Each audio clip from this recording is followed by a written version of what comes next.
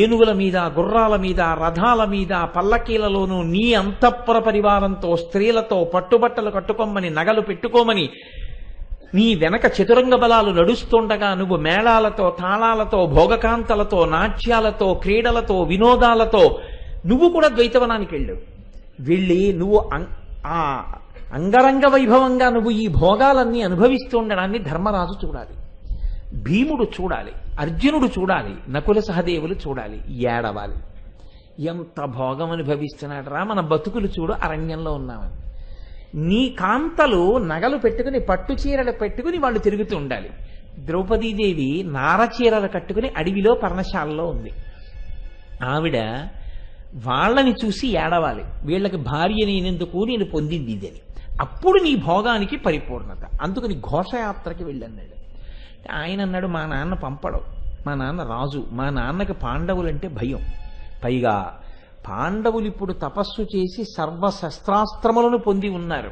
అటువంటి వాళ్ళ జోలికెడితే నన్ను చంపేస్తారని నువ్వు వెళ్ళకు, పాండవుల జోలికి వాళ్ళు ఉన్న చోట నీకెందుకు, నువ్వు వెళ్ళొద్దంటాడు.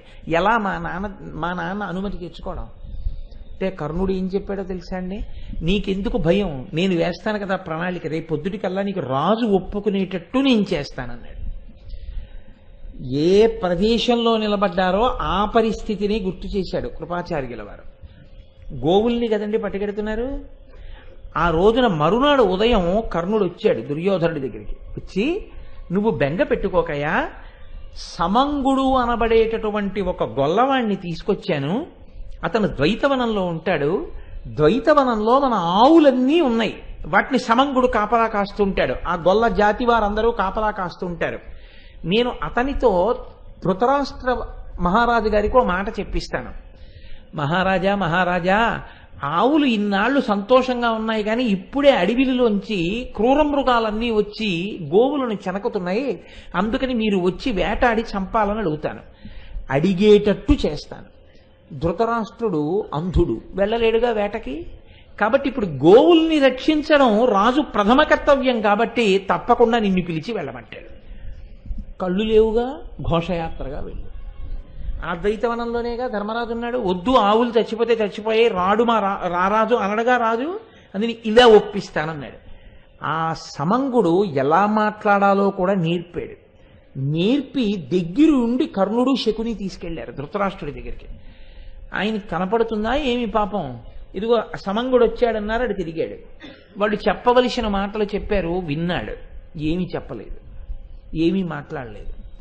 కర్ణుడు అన్నాడు, గోరక్షణ కొరకు అడుగుతున్నాడు, రారాజుని పంపండి అన్నాడు. నేను పంపనన్నాడు ధృతరాష్ట్రుడు. ఏమన్నాడు, కష్టాలలో ఉన్న పాండవులు అగ్నిహోత్రం లాంటి వాళ్ళు, పరమతేజోమూర్తులు, ధర్మాన్ని అవలంబించేవాళ్ళు. అందులో భీమసేనుడు కినుక వహించి ఉన్నాడు, దుర్యోధనుడు ధూర్తుడు. కష్టాలలో ఉన్న పాండవుల దగ్గరికి వెళ్ళి తాను ఎంత గొప్పగా ఉన్నానో చూపించుకోవాలనుకుంటాడు. పాండవులే చెలరేగారా, ఆ అగ్ని వీడిని బూడిద కింద మారుస్తుంది, అందుకని వీడు వెళ్ళడానికి వీల్లేదన్నారు. అంటే శకుని కర్ణుడు కలిసి ధృతరాష్ట్రుడికి బోధ చేశారు. ఆవుల్ని రక్షించడానికి వెళ్ళడానికి పాండవుల్ని అసలు దుర్యోధనుడు చూడడానికి సంబంధం ఏమైనా ఉందా? ఆవుల్ని రక్షించడం అంటే ఏం చేయాలి? క్రూర మృగాల్ని వేటాడడానికి వెడతాడు. క్రూర మృగాలను ఎక్కడ వేటాడతారు? బాగా దట్టంగా ఉన్న అడవిలోకి వెళ్ళి వేటాడతారు. ధర్మరాజు ఎక్కడ ఉన్నాడు? ఒక సరోవరం ఒడ్డున ఆశ్రమం కట్టుకుని ఉన్నాడు. ధర్మరాజు దుర్యోధనుడు ఎందుకు ఎదురుపడతారు? అసలు అలా ఇతను ఎందుకు ప్రవర్తిస్తాడు? ఇతని పని ఏమిటి? గోరక్షణార్థము క్రూర మృగముల్ని వేటాడి వెనక్కి వచ్చేయడం.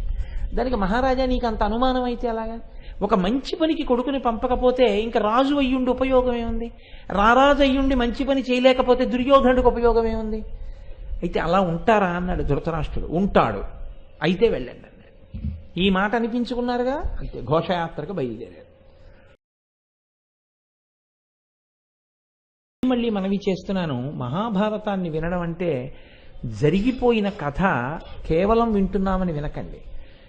మీరు వినేటప్పుడు చాటలంత చెవులు చేసుకుని ఎప్పుడు వినవలసి ఉంటుందంటే పెద్దలైన వారు మాట్లాడిన మాటలు వినేటప్పుడే అలా వినవలసి ఉంటుంది. ఎందుకంటే ఆ మాట అమృతపు ధార. ఆవు పాలు కొంతసేపు విడిచిపెడుతుంది. దూడ వెళ్ళి ఆవు పాలు విడిచిపెట్టాలంటే ఏం చేయాలండి?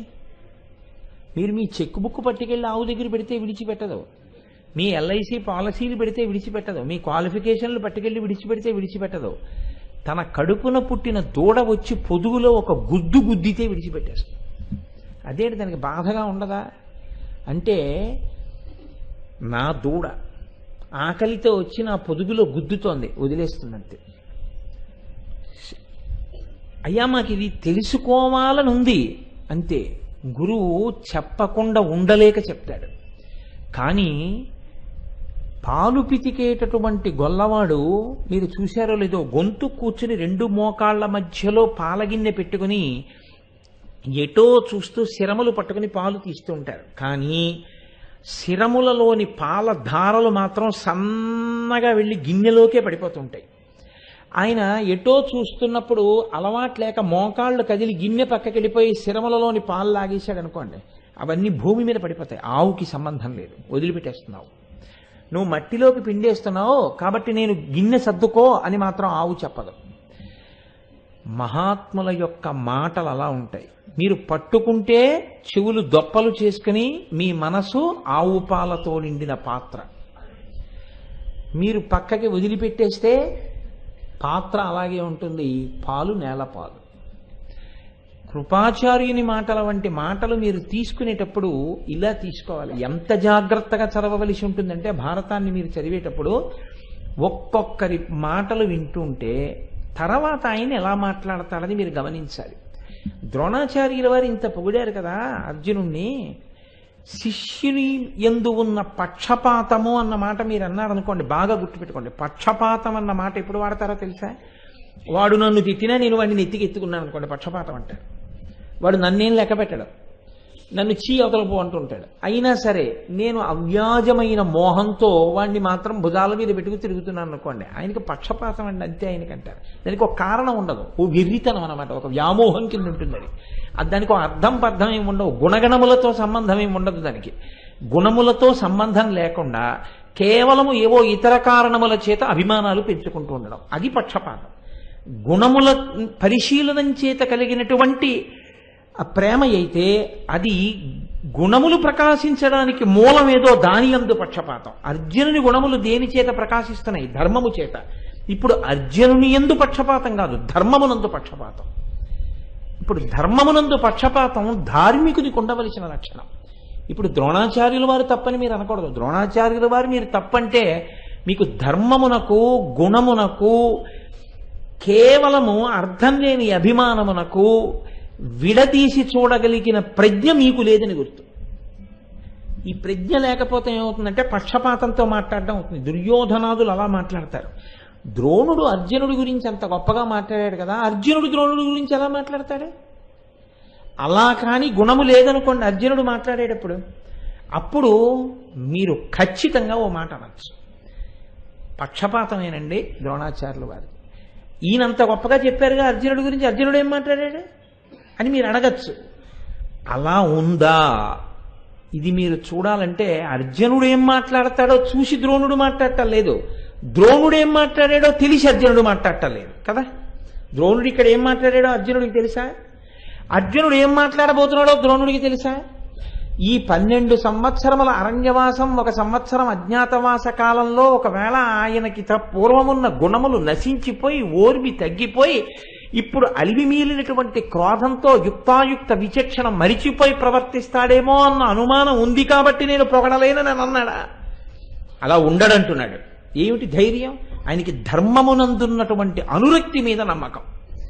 ఇది నిలబెట్టుకోగలడా అర్జునుడు? ఒకవేళ నిలబెట్టుకుంటే ఆయన ఎలా ప్రవర్తించి ఉండాలి? అసలు యుద్ధం అదండి. బాహ్యంలో యుద్ధం ఏంది? గాంధీవంలో బాణాలు తీసుకొస్తే ఎంతమంది అయినా చేస్తారు, అది కాదు. ఇక్కడ ధర్మం ఎవరు ధార్మికులో, ఎవరు ఎలా మాట్లాడతారో దాన్ని బట్టి ఎవరు గెలుస్తారో కురుక్షేత్రంలో మీకు ఇక్కడే తెలిసిపోతుంది, విరాటపర్వంలో. కనుక కృపాచార్యుల వారు అన్నారు, నీకు దేశకాలములు తెలియవు, తెలియకపోవడం వల్ల నువ్వు ఎప్పుడూ యుద్ధమునకు సన్నిద్ధుడు అవుతూ ఉంటావు. దానికి తోడు ఇతరుల యొక్క మనస్సు ఉద్రేకపడేటట్టుగా మాట్లాడడం అలవాటైపోయింది. ఒక్కడు అర్జునుడు అంతమందిని గెలవగలడు అన్నారు ద్రోణాచార్యుల వారు. అదే కదా నీకు వచ్చిన కోపం. వస్తున్నవాడు ఒక్కడే, కానీ ఎంతమందినైనా సంహరించగలడు. అంతటి విలుకాడు అని అన్నందుకు కదా నీకు కోపం వచ్చింది.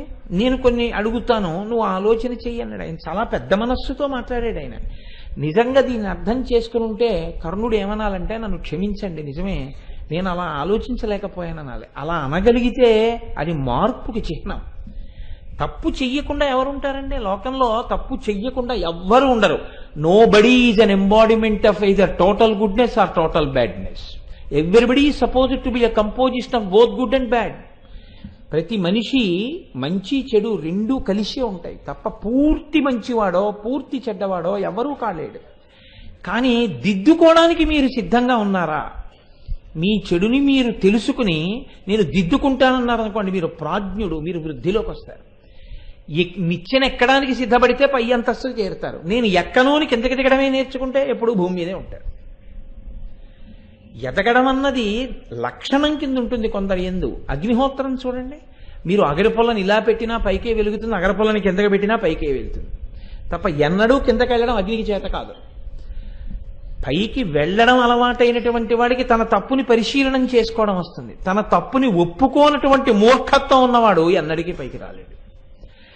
కాబట్టి ఇప్పుడు ఆయన చాలా అందమైన మాటలు చెప్పాడు కృపాచార్యుల వారు. అందుకే విరాట పర్వంలో కృపాచార్యుల వారు మాట్లాడినటువంటి మాటలు పెద్దలు చాలా గొప్పగా శ్లాఘిస్తారు. శక్రాదిసురులతో సంగ్రామమునరించి ఖాండవం వేర్చెనొక్కరుడు కాడే,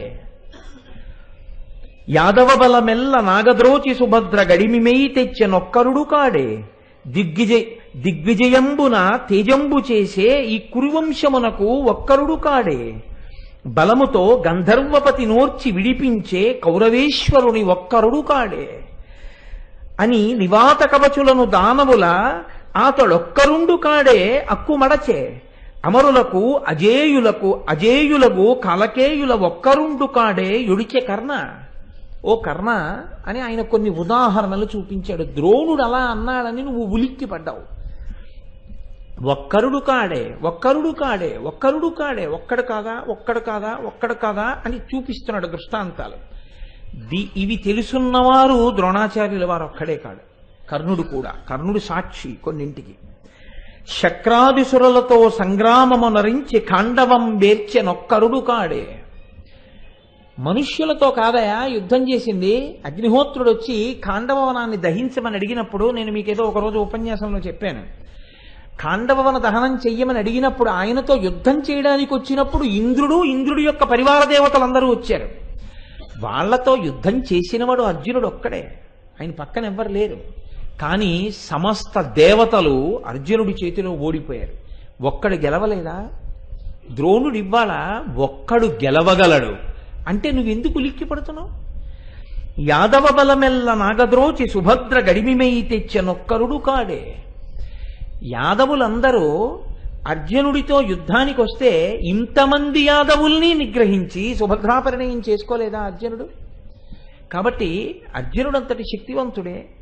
దిగ్విజయంబున తేజంబు చేసే ఈ కురువంశమునకు ఒక్కరుడు కాడే. అందుకు కదా ధనంజయుడన్న బిరుదొచ్చింది. ఈ భూమండలంలో ఉన్నటువంటి ఒక దిక్కునంతటిని జయించి, ఆ మాటకొస్తే భూమండలాన్ని జయించి ధనాన్నంతటిని తీసుకొచ్చి ధర్మరాజు గారికి ఇచ్చినటువంటి మహాశూరుడు, అసహాయ శూరుడు, ఇంతమందిని ఓడించినవాడు ఆయన ఒక్కడు కాడా? బలముతో గంధర్వపతి నోర్చి విడిపించే కౌరవేశ్వరుని ఒక్కరుడు కాడే. ఇది మరింత చురుక్కుమనే మాట. ఎందుకో తెలుసా అండి? ఇది రెచ్చగొట్టినవాడు కర్ణుడే. పాండవులు అరణ్యవాసానికి వెళ్ళిపోయారు, ద్వైతవనానికి వెళ్ళిపోయి ఏదో పాపం వాళ్ళక్కడ పరమ ధార్మికంగా ఉంటూ సమయం వృధా కాకూడదని తపస్సు చేసి దేవతల యొక్క అనుగ్రహాన్ని పొంది శస్త్రాస్త్రములను పొంది ఉన్నటువంటి సమయంలో దుర్యోధనుడికి తనంత తానుగా ఆలోచన రాలేదు. కూర్చున్న దుర్యోధనుడి దగ్గరికి కర్ణుడే వచ్చాడు రోజున. వచ్చి రెండు చాలా ఆశ్చర్యకరమైన మాటలు చెప్పాడు. నిన్న మీతో నేను మనవి చేసింది అందుకే. స్నేహితుడిని ఎంచుకునేటప్పుడు చాలా జాగ్రత్తగా ఎంచుకోండి అని చెప్పడానికి కారణం. రెండు మాటలు అన్నాడండి. దుర్యోధనుడు చావు వరకు వెళ్ళాడు. ఒకటి ఏమన్నాడంటే, నీవు పర్వతము మీద నిలబడిన వాడివి, పాండవులు పర్వతము కింద నిలబడినవారు. వాళ్ళు నిన్ను ఇలా చూడాలి, నువ్వు వాళ్ళని ఇలా చూస్తావు. ఇవాళ నువ్వు చక్రవర్తివి, వాళ్ళు కష్టాలు పడుతూ అరణ్యాల్లో తిరుగుతున్న వాళ్ళు. అటువంటి వాళ్ళు ఆ స్థితిలో ఉంటే నీవు సమస్త లోకుల చేత పొగడబడుతూ రాజ్యం చేస్తున్నావు.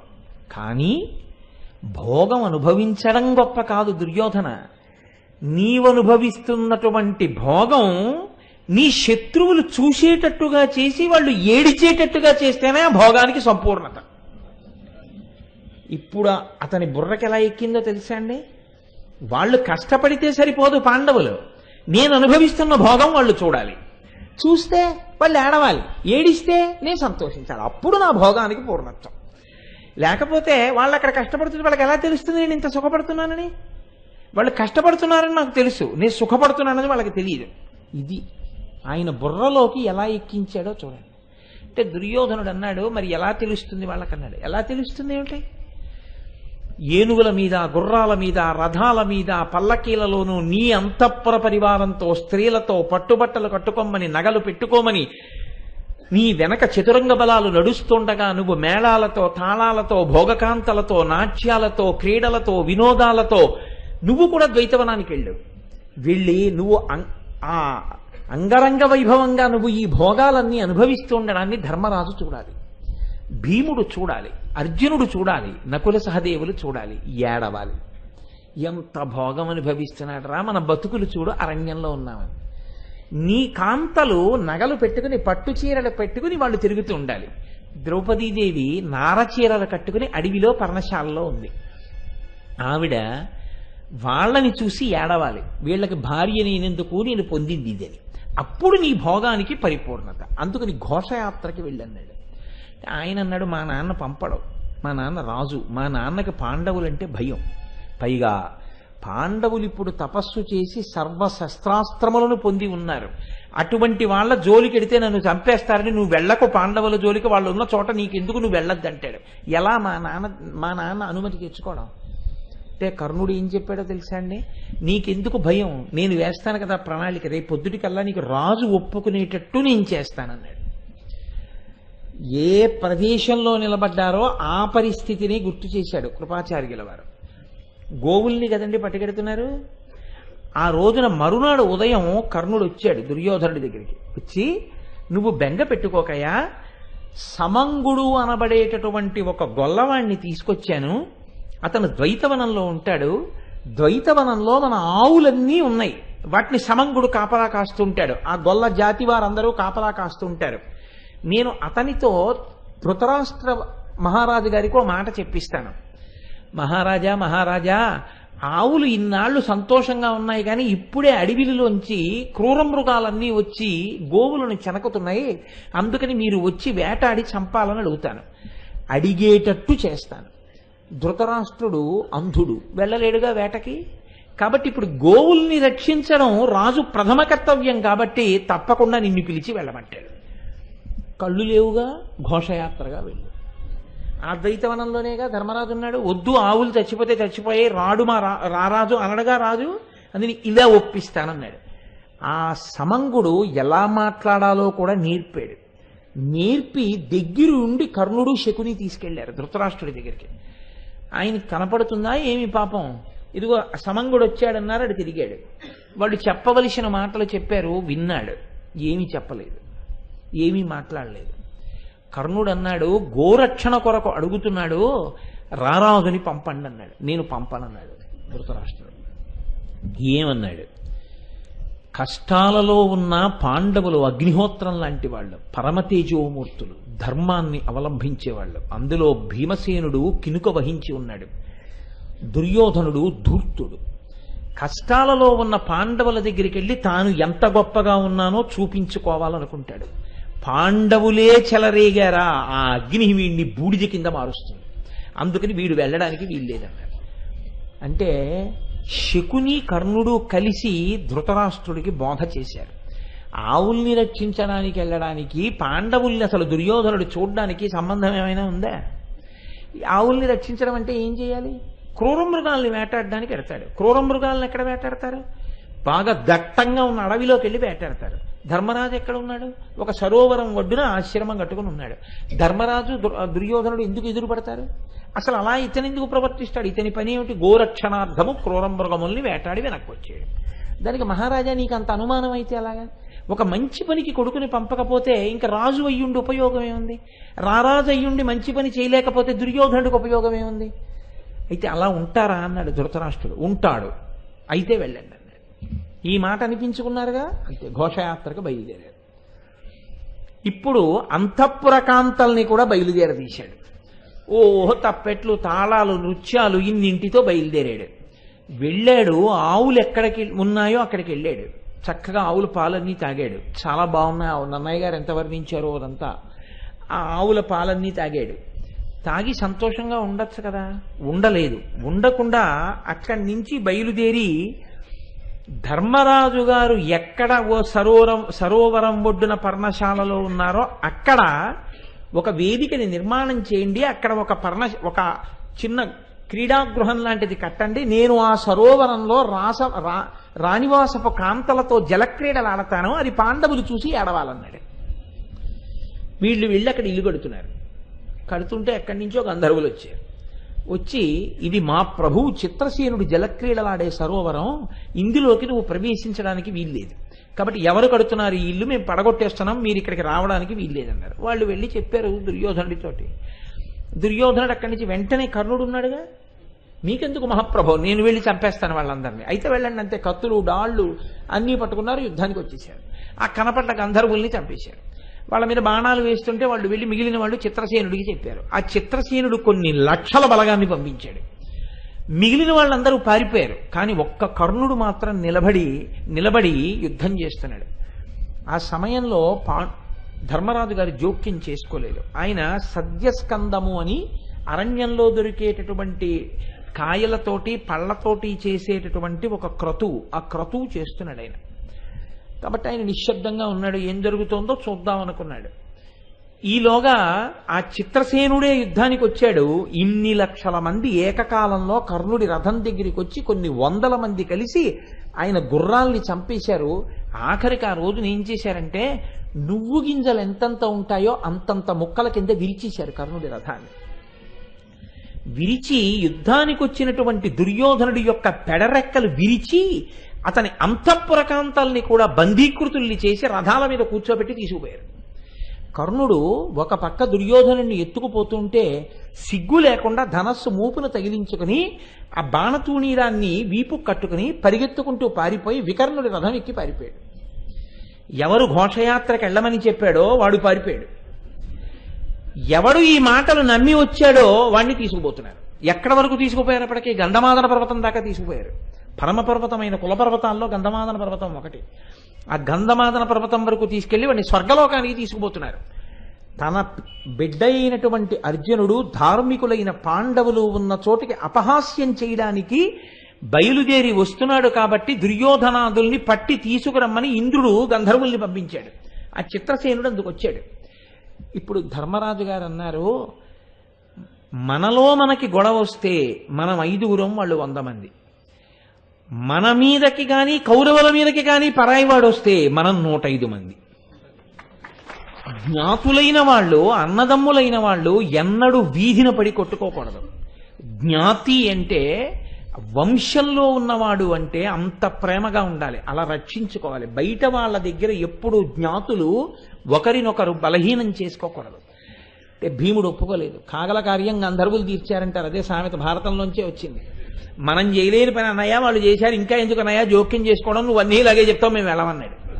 అంటే వీల్లేదు, నేను నా శాసనం, వెళ్ళి విడిపించి తీసుకురండి అన్నాడు. అప్పుడు భీమార్జునులు నకులు సహదేవులు వెళ్ళారు. వెళ్ళి చిత్రసేనుణ్ణి ఓడించి ఏమి గొప్ప యుద్ధం చేశాడో అర్జునుడు ఆ రోజున. యుద్ధంలో చిత్రసేనుణ్ణి ఒప్పించి మళ్ళీ రథం మీద తీసుకొచ్చారు దుర్యోధనుణ్ణి. అప్పుడు ధర్మరాజు గారి కాళ్ళ దగ్గర తల పెట్టి నమస్కారం చేసి నిలబడ్డాడు. నిలబడితే ధర్మరాజు గారు ఆ రోజున చెప్పాడు, దేశకాలాదులను ఎరుగకుండా అత్యుత్సాహంతో అతి సాహసపు పనులు ఎన్నడూ చెయ్యకు. ఈసారి చేస్తే చేసావు, ఇప్పటికైనా బుద్ధి తెచ్చుకుని రాజ్యపాలన చేసుకో, సంతోషంగా వెళ్ళు అన్నాడు. అంటే అప్పుడు గంధర్వుల దగ్గర అర్జునుడు విడిపించిన తన వాళ్ళని తీసుకుని సిగ్గుతో వెళ్ళి ప్రాయోపవేశం చేస్తానన్నాడు. దుశ్శాసనుడు ఊరుకోబెట్టాడు, వేరు విషయం అనుకోండి. అది ఇప్పుడు కృపాచార్యుల వారు చెప్తున్నారు. ఏమయ్యా, ఆ రోజున అర్జునుడు ఒక్కడు కాదా లక్షల మంది గంధర్వుల్ని తెగటార్చి ఓడించి దుర్యోధనుణ్ణి విడిపించినవాడు, ఇంకా వేరే చెప్పాలా నువ్వు పారిపోయావుగా అని. ఇప్పుడు నేను చంపుతానంటావేంటి అర్జునుణ్ణి, నేను ఓడిస్తానంటావేంటి? మరి ఆ రోజున గంధర్వుల్నే ఓడించలేకపోయావు. ఎవరు? నువ్వు ఒక్కడివి కాదు, కౌరవ సైన్యం అంతా కలిపి ఓడించలేకపోయింది. అటువంటి దాన్ని అర్జునుడు ఒక్కడే భీమసేనుడితో కలిసి ఓడించాడు. ఆనాడు నువ్వు పారిపోయావు, అర్జునుడు నిలబడ్డాడు. ఇప్పుడు అర్జునుడు వస్తుంటే నేను ఒక్కడనే చంపేస్తానంటే ఏంటి? అది తప్పని ద్రోణుడు అంటే నీకెందుకు అంత కష్టంగా అనిపించాలి? ఇది ఎంత మర్యాదతో ఎంత సాత్వికంగా ఆవిష్కరించాడో చూడండి. బలముతో గంధర్వపతినోర్చి విడిపించే కౌరవేశ్వరుని ఒక్కరుడు కాడే అని నివాత కవచులను దానవులనాతడొక్కరుండు కాడే ఎక్కుమడచే. నివాత కవచులనేటటువంటి రాక్షసుల్ని అన్ని కోట్ల మందిని చంపినవాడు ఒక్క అర్జునుడు కాడా? అమరులకు అజేయులకు కాలకేయులనొక్కరుండు కాడే యుడిచ కర్ణ. కాలకేయాది రాక్షసుల్ని కొన్ని లక్షల మందిని అర్జునుడు ఒక్కడు కాదా చంపింది? ద్రోణాచార్యుల వారు అర్జునుడంటే సామాన్యుడు కాడు, ఒక్కడే వస్తున్నా మట్టు పెట్టగలడంటే నువ్వు ఎందుకంత కినుక వహిస్తున్నావు? ఒక్కడివే అర్జునుణ్ణి ఎదిరించకూడదు, మన వేపటువంటి వాళ్ళు లేరని ద్రోణుడు అన్నాడు. నువ్వన్నావు నన్నింత మాట అంటారా అని అన్నాలు తినండి అంటున్నావు, వెళ్ళిపోండి అంటున్నావు, పశువుల వెంట పొమ్మని అశ్వత్థామని అంటున్నావు. నేను నీతో ఒక మాట చెప్పనా? అర్జునుణ్ణి ఒక్కడే ఎదిరించడం ఎటువంటిదో తెలుసా? అతిశయంతో మాట్లాడుతున్నావు. మీరు అక్కర్లేదు, నేను ఒక్కడిని చాలని. ఒకడే అర్జునుడితో యుద్ధం చేయడం అంటే ఏచి మున్నీరు చెయ్యూత మీద సముద్రాన్నంతటినీ రెండు చేతులతోటి ఈత కొడుతూ దాటతానంటే ఎటువంటిదో అటువంటిది. అగ్ని నురుక పెద్ద అగ్నిహోత్రంలోకి దూకి బతుకుతానడం ఎంత అసత్యమైన విషయమో, అర్జునుడి మీద ఒకడు యుద్ధం చేసి గెలవడం అంత అసత్యం. వాసుకి కోరలు పెరుక గడగి వాసుకి యొక్క కోరలు పీకి కూడా నేను బతుకుతానని ఎవడైనా అంటే ఎంత అబద్ధమో అంత అబద్ధం. అట్లు కాదే రాధేయ, నీవర్జునునకును బోర నెక్కటి మార్కొన బూనురయ. నువ్వు ఒక్కడివి వెళ్ళి అర్జునుడితో యుద్ధం చేస్తాను అనడం ఇంత మూర్ఖంగా లేదా? కాబట్టి అటువంటి అధిక్షేపణతో కూడిన మాటలు మాట్లాడకు. నీ ఒక్కడివి కాదు యుద్ధం, అందరం కలిసి అర్జునుడిని ఎదుర్కొందాం అను. అది మర్యాదతో కూడిన మాట. అలా అనకపోతే వాళ్ళు నొచ్చుకున్నారు. అందుకు కదా అశ్వత్థామ అయితే మీరు చేసుకోండి యుద్ధం, విరాట్రాజు వస్తే చేస్తాం, అర్జునుడు వస్తే మేము చేయమన్నాడు. ఆ మనసు కష్టపడడానికి కారణం అది. నువ్వు సత్యమైన మాటని తిరస్కరిస్తున్నావు. కాబట్టి అందరం కలిసి యుద్ధం చేద్దాం అను అన్నారు. ఇప్పుడు చెప్పండి, కృపాచార్యుల వారు ప్రాజ్ఞుడై అతిశయాన్ని తగ్గించేటట్టుగా ఉదాహరణలు చూపిస్తూ ఆయన ఎంత మర్యాదతో కూడిన పెద్ద మాట మాట్లాడాడు. మాట చాలా గొప్పది కావచ్చు, అంగీకరించడానికి హృదయం ఉండాలిగా, సంస్కారం ఉండాలిగా. సంస్కారం లేదనుకోండి, అవతల వారు ఎంత గొప్పవారమనివ్వండి, చెప్పిన మాట మీరు అంగీకరించే సంస్కారము మీ ఎందుకు కొరబడిపోతే అది మీ అభ్యున్నతికి హేతువు కాలేదు. మీరు ఎప్పుడు బాగా జ్ఞాపకం పెట్టుకోండి, అది అమృతపు ధారయే కావచ్చు, కానీ భూమి ఎత్తుగా ఉన్న చోటుకి అది ఎక్కదు.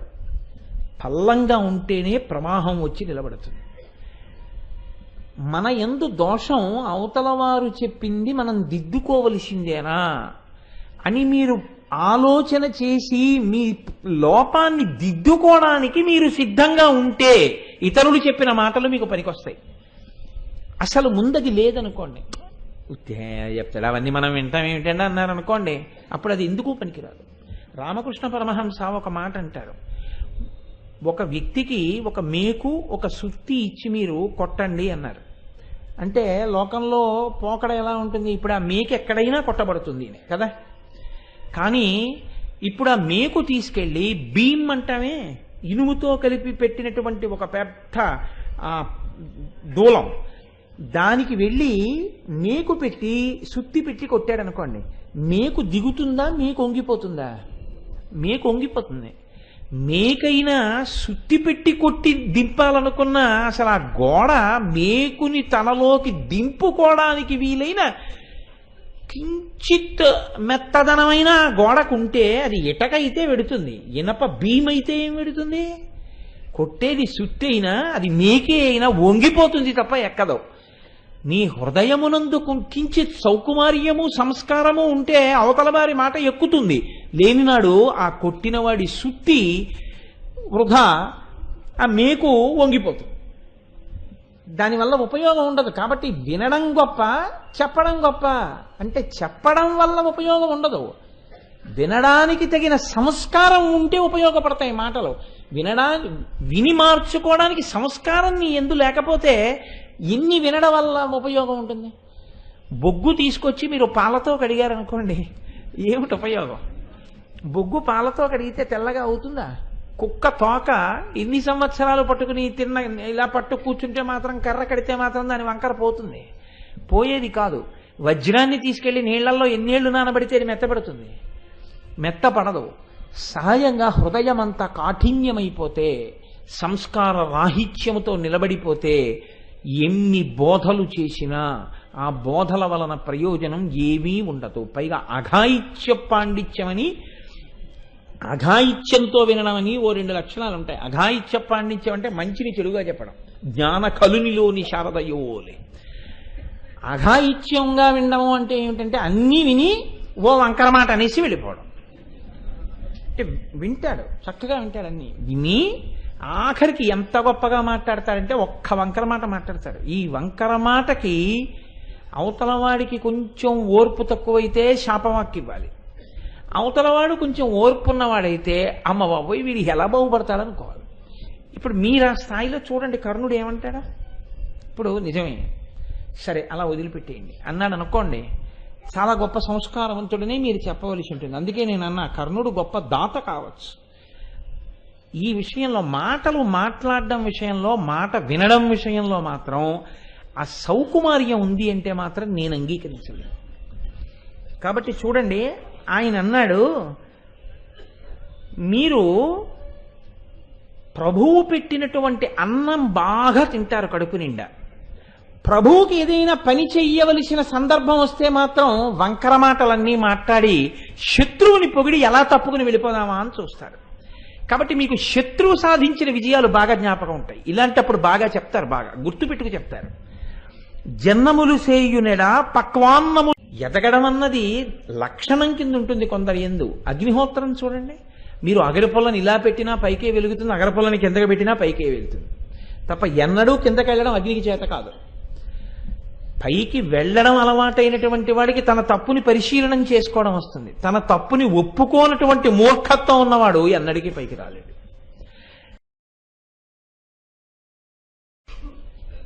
ఉత్తర గోగ్రహణ సమయమునందు అర్జునుడు బయలుదేరి వస్తున్నాడు. వస్తున్నవాడు బృహన్నల కాడు అన్న విషయం నిర్ధారణ అయిపోయింది. ఆ నిర్ధారణ జరగవలసింది ఇద్దరికి జరగాలి. ఒకటి కౌరవసేనకి, 2 ఉత్తరుడికి. నిన్నటి రోజున ఇద్దరికీ పరిపూర్ణంగా అర్థమైంది. దుర్యోధనాదులతో సహా కౌరవ సైన్యానికంతటికీ వస్తున్నవాడు అర్జునుడే ఎరుకలోకి వచ్చింది. ఉత్తరుడికి కూడా నేనిప్పుడు రథసారథ్యం చేస్తున్నది అర్జునుడికి అర్థమైంది. కాబట్టి ఇప్పుడు పరిస్థితి తేటతెల్లం. ఎటువంటి యుద్ధం జరగబోతోంది అంటే మొత్తం కౌరవ సైన్యం ఒక పక్క. ఎందుకంటే దక్షిణ గోగ్రహణ సమయంలో సుశర్మ సైన్యాలు వెళ్ళాయి. ఇప్పుడు ఉత్తర గోగ్రహణంలో కేవలం కౌరవ సైన్యాలే ఉన్నాయి. కౌరవ సైన్యాలలో ఇంతటి మహానుభావుడు ఒకటి రాలేదు అనడానికి ఏమీ మినహాయింపు లేకుండా ఎవరెవరు పెద్దవాళ్ళో వాళ్ళందరూ వచ్చారు. భీష్మ, ద్రోణ, కర్ణ, శల్య, దుర్యోధనాదులందరూ కూడా ఆ యుద్ధ ప్రాంగణమునందు, ఆ యుద్ధ భూమి యందు కౌరవ సైన్యంలోనే రథముల యందు పరివేష్టితులై ఉన్నారు. వాళ్ళు ఉపవిష్టులై ఉన్నారు. ఆ సమయంలో అర్జునుడు యుద్ధానికి వస్తూ ఉంటే వస్తున్నవాడు అర్జునుడన్న విషయం తెలియగానే ఎవరి మనసులలో ఉన్న మర్మం వాళ్ళది బయటపడింది. ధర్మపక్షపాతం ఉన్నటువంటి ద్రోణుడు ఒకలా మాట్లాడాడు. ఆయన మాట్లాడింది 100కి 100 సత్యం. ఎందుకంటే శత్రువైనా యుద్ధం చేసేటప్పుడు ఆయన యొక్క శక్తిని గమనించి అంచనా వేసి చెయ్యవలసి ఉంటుంది. అది పొగట్ట కింద వస్తుంది అని చెప్పడం మానేశాడు అనుకోండి ఆచార్యుడు, వెనకనున్న వాళ్ళు వ్యూహరచన చేసినప్పుడు భంగపాటు పొందుతారు. కాబట్టి అర్జునుడి యొక్క శక్తిని 1కి 4 మార్లు ఆయన వివరణ చేశాడు. కానీ అది కర్ణుడికి చాలా కష్టం అనిపించింది. అధిక్షేపించి మాట్లాడాడు. అలా ఎవరెవరితో మాట్లాడకూడదో వాళ్ళందరితోనూ మాట్లాడుతూ వస్తున్నాడు. ఇప్పటికీ ద్రోణాచార్యుల వారితో మాట్లాడాడు, అశ్వత్థామతో అలా మాట్లాడాడు. నిన్నను మీరు విన్నారు. అశ్వత్థామనైతే అనకూడనంత మాట అన్నాడు. ఉండి నిలబడి యుద్ధం చూడగలిగితే చూడు, ఒకవేళ చూడను అనుకుంటే నువ్వు ఇక్కడి నుంచి వెళ్ళిపోవచ్చు, ఆ వెళ్ళిపోవడం కూడా అదిగో వెళ్ళిపోతున్నటువంటి పశువుల వెంట వెళ్ళిపోవచ్చు అన్నాడు. అశ్వత్థామని ఇంత మాట అన్న తర్వాత కృపాచార్యుల వారు జోక్యం చేసుకున్నారు. నేను నిన్నను మీతో కృపాచార్యుని యొక్క వైశిష్ట్యం గురించి మాట్లాడాను. మహాభారతంలో పాండవ కౌరవుల యొక్క జననం దగ్గర నుంచి పాండవ కౌరవులు పడిపోయిన తరువాత పరీక్షిన్ మహారాజు గారు రాజయ్యేంత పర్యంతము కథనంతటినీ సాక్షీభూతంగా చూసినటువంటి ప్రాజ్ఞులైన వారిలో కృపాచార్యుడు ఒకడు. ఆయన మహానుభావుడు పరీక్షిత్తుకి గురుత్వాన్ని వహించాడు. ఎందుకంటే పాండవులు కూడా స్వర్గారోహణ పర్వంలో వెళ్ళిపోయారు కాబట్టి గురువు లేకపోతే దిద్దుబాటు చేసేవాడు ఉండడు కాబట్టి పరీక్షిత్తుకి గురుత్వం వహించారు. అందుకని కృపాచార్యుల వారికి ఒక ప్రత్యేక స్థానం మహాభారతంలో. కౌరవులు పాండవులు మొదట విద్య నేర్చుకున్నది ఆయన దగ్గరే. అందుకని ఒక ప్రత్యేకమైన గౌరవాన్ని పొందినటువంటి వ్యక్తి. విశేషించి ఆయనకి ద్రోణాచార్యుల వారితో దేహబంధుత్వం ఉంది. ద్రోణాచార్యుల వారి భార్య కృపి సాక్షాత్తుగా కృపాచార్యుల వారి యొక్క చెల్లెలు. ఇటువంటి కృపుడు మాట్లాడుతున్నటువంటి కర్ణుని యొక్క పరిస్థితిని గమనించి ఒక మాట చెప్పారు. నీకు ప్రతాపమున్నది, పౌరుషమున్నది, నీకు దేశకాలాదులు ఎరుగవు అన్నాడు. ఇది చాలా గొప్ప మాట. ఇది మీరు బాగా జ్ఞాపకం పెట్టుకోండి. మహాభారతంలో నేను అందుకే కృపాచార్యుల వారు మాట్లాడారు అని నేను చెప్పేయడం లేదు. ఎందుకు చెప్పట్లేదు అలా అంటే, కృపాచార్యుల వారి స్థాయి ఏమిటి అన్నది మీకు ముందు బోధపడితే ఆ తర్వాత ఓహో ఆయన మాట్లాడితే దానికి ఒక అందం ఉంటుంది అని మీకు అర్థమవుతుంది. కృపాచార్యుల వారిని అంత నమ్మి పాండవులు తాము స్వర్గారోహణ పర్వంలో తాము ఊర్ధ్వలోకాలకి వెళ్ళిపోతూ దీటైన గురువు, అన్ని విధాలా తీర్చిదిద్దగలిగిన గురువు అని నమ్మకం లేకపోతే తమ వారసుడికి కృపాచార్యుల వారిని గురువుగా పెట్టి వెళ్ళరుగా. తాము పాఠం నేర్చుకోవడం మొదలుపెట్టిన దగ్గర నుంచి తమ మనవడికి గురుత్వాన్ని ఇచ్చేంత వరకు కృపాచార్యుల వారిదే పాత్ర. అంతటి పెద్దరికం వహించినటువంటి వాడు. ఆయన ఒక మాట అన్నారు అంటే ఖచ్చితంగా దానికి విలువ ఉంటుంది. కృపాచార్యుల వారు కర్ణుడిని ఉద్దేశించి అన్నారు అని మీరు అనుకున్నారనుకోండి, అప్పుడు అది మహాభారత కథకి సమన్వయం అవుతుంది.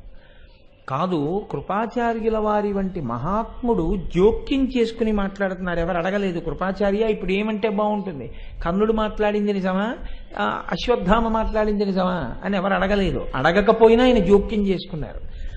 ఒక మహాత్ముడు అడగకుండా జోక్యం చేసుకుని మాట్లాడాడు అంటే దానికి ఖచ్చితంగా ఒక విలువ ఉంటుంది. ఆ విలువ లేకుండా అనవసరంగా జోక్యం చేసుకుని మాట్లాడడం అన్నది ఉండదు పెద్దల దగ్గర. కాబట్టి ఇప్పుడు కృపాచార్యుడు జోక్యం చేసుకున్నారు అంటే తప్పకుండా ఒక విలువ ఉంటుంది. ఏమి ఆ విలువ? ఇది మీరు గమనించవలసి ఉంటుంది. దేశకాలాదులను గుర్తిరుగుట నీకు తెలియదు అన్నాడు ఆయన కర్ణుడిని. ఇది కర్ణుడు అంగీకరించడు. ఎందుకు అంగీకరించడు అంటే కేవలం ఆయన యొక్క అహంకారం అటువంటిది. శ్రీరామాయణం కిష్కింధకాండలో హనుమ బయలుదేరేటప్పుడు, హనుమ ఏమి దక్షిణ దిక్కుకు వెళ్ళేటటువంటి వానరులందరూ బయలుదేరుతుంటే సుగ్రీవుడు వచ్చి కేవలం హనుమని మాత్రమే కౌగిలించుకుంటారు. నాయకత్వం అంగదుడిది. కానీ ఆయన హనుమని కౌగిలించుకుని ఒక మాట అంటారు, దేశకాలానువృత్తిశ్చ నయశ్చ నయ పండిత అంటారు. అంటే దేశము కాలము ఈ రెండిటినీ ఎరుగుట. దేశము అంటే మీరు ఉన్నటువంటి ప్రదేశం, కాలము అంటే మీరు ఉన్నటువంటి సమయం. ఒక సమయములో ఒక దేశములో ఉండడం గొప్ప, ఒక దేశములో ఉండగా కాలము యొక్క విలువ గుర్తెరగడం గొప్ప. ఈ రెండింటినీ తెలుసుకోలేకపోయారనుకోండి, లేనిపోని ఇబ్బందులు వస్తాయి. నేను మీకు ఒక ఉదాహరణ చెప్పాలంటే, మీరు ఒక దేవాలయ ప్రాంగణంలోకి వచ్చారు. ఇప్పుడు దేశము అనేది పవిత్రమా కాదా? ఒక మరుగుదొడ్డికి, ఒక సులభ శౌచాలయానికి, ఒక దేవాలయ ప్రాంగణానికి తేడా ఉందా? అంతా పృథివే. పృథివీ శివలింగ స్వరూపం. కానీ ఒక దేవాలయ ప్రాంగణానికి ఒక పవిత్రత ఉంది కదా. ఇది దేశము. ఇక్కడికి వచ్చినప్పుడు మీరు ఒక గంటన్నరో 2 గంటలో కూర్చున్నారనుకోండి, ఆ కాలము, దేశము కాలము మీరు సద్వినియోగం చేసుకోవడం మీద మీ అభ్యున్నతి ఉంటుంది. ఒక ఉదాహరణ చెప్పాలి అంటే, దేవాలయంలోకి వచ్చి దేవాలయంలో ఉండేటటువంటి స్తంభాలకి కానీ, గోడలకి కానీ, ద్వారబంధములకు కానీ మనం వీపుని చేర్చి కూర్చున్నాం అనుకోండి, మీరు కూర్చున్న 2 గంటల సమయాన్ని ఈశ్వరుడు దేని కింద వేసుకుంటాడంటే భగవంతుని పట్ల చేసిన అపచారం కింద వేస్తారు. ఎందుకు వేస్తారు అంటే, నేను అనవసరంగా చెప్తున్నాను అనుకుంటున్నారేమో, నేను ఒక యథార్థం చెప్తున్నాను. దేవాలయంలో చెప్పులు ఎందుకు వేసుకురామంటే, దేవాలయ ప్రాంగణం దగ్గర ప్రారంభం ఎక్కడవుతుందో అక్కడి నుంచి ఈశ్వరుని యందు విశేషమైన మక్కువ కలిగిన వారు ఇక్కడికి రాళ్ళై, స్తంభములై, పైకప్పుయై ఉంటారు. వాళ్ళు మహాపురుషులు. వాళ్ళు ఎప్పుడూ ఇక్కడే ఉండాలి, ఈశ్వరుడికి దగ్గరగా ఉండాలని కోరుకుని శరీరం వదిలేసిన వారు. వాళ్ళు ఏం కోరుకుంటారంటే, అందున దేవాలయానికి ఉండేటటువంటి గడప అది ఎటువంటి కోరిక కోరుకున్నది అంటే, మహాత్ములైన వాళ్ళు, చాలా వినయం ఉన్న వాళ్ళు, పెద్దల యొక్క పాద ధూళి నా యొక్క శిరస్సు మీద పడాలని కోరుకుని పెద్దల యొక్క పాదముల కింద తలపెట్టేటటువంటి లక్షణం ఉంటుంది కొంతమందికి. కూర్చుంటే ఆ పాదాలు రెండూ తీసుకుని తమ శిరస్సు మీద పెట్టుకుంటారు. ఎందుచేత అంటే, నేను ఏదో తెలిసి తెలియనితనమని మీరు అనుకోకండి. సమస్త బ్రహ్మాండములలోని పుణ్యక్షేత్రముల యొక్క సారము ఎక్కడ పట్టుకుని ఉంటుందంటే, నిరంతర భగవదుపాసన చేసేటటువంటి వ్యక్తి అరికాళ్ళని ధూళి రూపంలో పట్టి ఉంటుంది. ఆయన పాదములు తల మీద పెట్టుకోవడం అంటే, ఉత్తర క్షణంలో మీరు ఈ బ్రహ్మాండంలో ఉన్న సమస్త తీర్థముల యందు స్నానం చేసిన ఫలితం మీ ఖాతాలో వేస్తారు. అందుకే అజామిలోపాఖ్యానంలో ఆ మాట చెప్తాడు యమధర్మరాజు గారు. పరమ భక్తులైన వారి పాదధూళి సమస్త తీర్థమంచు ఎరుగలేని వారి వారి వారి వారి వారి తొలుత పట్టి తెండు దూతలారా అంటాడు. ఎవరు మహాత్ముల యొక్క పాదధూళి యందు బ్రహ్మాండములోని పుణ్యక్షేత్రముల యొక్క సారము అంటి ఉన్నదని గుర్తెరగలేక వారిని అధిక్షేపించి నమస్కరించకుండా నిలబడ్డారో, వాళ్ళని ముందు వాళ్ళని వాళ్ళని నలుగురి వరకు సంబంధం ఉన్న వాళ్ళని పట్టి తీసుకురండి అని చెప్పాడు. కనుక దేశము కాలము వినియోగించుకోవడం అన్న దాని మీద ఆధారపడి ఉంటుంది. మీరు ఇక్కడికి వచ్చి కూర్చున్నప్పుడు, ఇక్కడికంటే నేను ఇక్కడనే చెప్పట్లేదు, ఒక చోటికి వెళ్ళినప్పుడు మీరు ఎలా గడిపారు అన్నదాన్ని కూడా ఈశ్వరుడు లెక్కలోకి తీసుకుంటాడు. దేవాలయంలోకి వెళ్ళి అక్కర్లేని ప్రసంగం ఏదో చేశారనుకోండి, అది మహాపాపం అవుతుంది. దేవాలయంలోకి వెళ్ళి ఈశ్వర సంబంధమే మాట్లాడారు, లేకపోతే ఏమీ లేదు, కూర్చుని నామని చెప్పుకున్నారు, అంతే. అది మీ ఔన్నత్యమునకు, మీ అభివృద్ధికి హేతు అవుతుంది. ఈ దేశము కాలము గుర్తెరగకుండా ఎప్పుడు పడితే అప్పుడు ఏ పని పడితే ఆ పని అర్థం పర్థం లేకుండా, సమయం సందర్భం లేకుండా చేయకూడదు. అది ఔచిత్య భంగం, అది చాలా తప్పు. అలా ఉండకూడదు. దేశము కాలము ఈ రెండు గుర్తిరిగి ఉండడంలో పెద్దరికం ఉంటుంది తప్ప దేశకాలాదులను ఎరుగకపోతే ఆ పెద్దరికం నిలబడదు. అందుకే హనుమతో అంటారు, దేశకాలానువృత్తిశ్చ నయశ్చ నయపండిత, దేశకాలములు ఎరిగినవాడివి నువ్వు. అందుకే లంకాపట్టణానికి వెడితే అంతటి అరివీర భయంకరుడైనటువంటి మహానుభావుడు కూడా సూర్యే చాస్తం గతే రాత్రౌ దేహం సంక్షిప్య మారుతి వృషదంశకమాత్ర సన్ బభూవాద్భుత దర్శన, పిల్లంత వారై తిరిగారు. ఎక్కడ వంగాలో అక్కడ వంగాలి, ఎక్కడ లేవాలో అక్కడ లేవాలి తప్ప అన్ని చోట్ల ఒకటే పద్ధతిలో ఉన్నారనుకోండి, మీరు పెద్దల చేత తిరస్కరింపబడతారు.